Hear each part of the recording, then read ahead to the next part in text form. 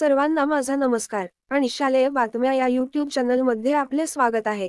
मित्रहो, सरकारी कर्मचाऱ्यांच्या सेवानिवृत्तीच्या संदर्भात एक महत्त्वाची अपडेट या ठिकाणी आलेली आहे. ती माहिती आपण सविस्तरपणे बघणारच आहोत.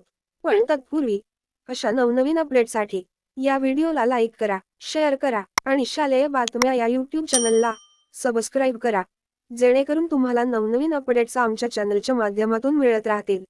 खूप दिवसांपासून केंद्र सरकार व 25 राज्यांप्रमाणे सरकारी कर्मचाऱ्यांचे सेवानिवृत्तीचे वय 60 वर्षे करावे, अशी मागणी राज्य सरकारी कर्मचाऱ्यांकडून करण्यात येत आहे.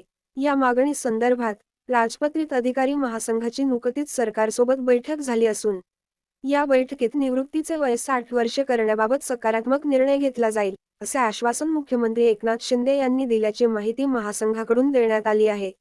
मुख्यमंत्री शिंदे यांनी सह्याद्री अतिथीगृह येथे शुक्रवारी अधिकारी महासंघ व प्रशासनासोबत संयुक्त बैठक घेतली.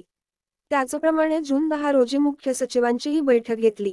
या दोन्ही बैठकात अनुभवी अधिकारी व कर्मचाऱ्यांचा प्रशासनाला अधिक उपयोग व्हावा, याच उद्देशाने सरकारने सेवानिवृत्तीचे वय 58 वरून 60 करण्याबाबत चर्चा झाली.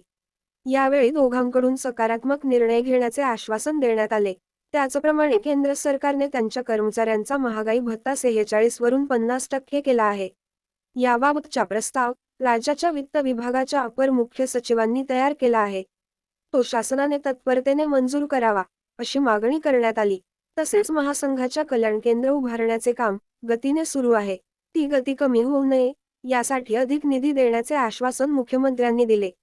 यावेळी सुधारित पेन्शन योजनेसंदर्भात अधिसूचना काढावी, तसेच सरकारी नोकऱ्यांची 3 लाख रिक्त पदे भरावी, अशी मागणीही महासंघाकडून करण्यात आल्याची माहिती महासंघाच्या प्रतिनिधींनी दिली आहे. मंत्रालयीन सचिव पदासाठीची कमतरता घालविण्यासाठी अन्य राज्यांप्रमाणे अतिरिक्त सचिव पदे तयार करा, अशा सूचना यावेळी मुख्यमंत्री एकनाथ शिंदे यांनी सचिवांना दिल्या.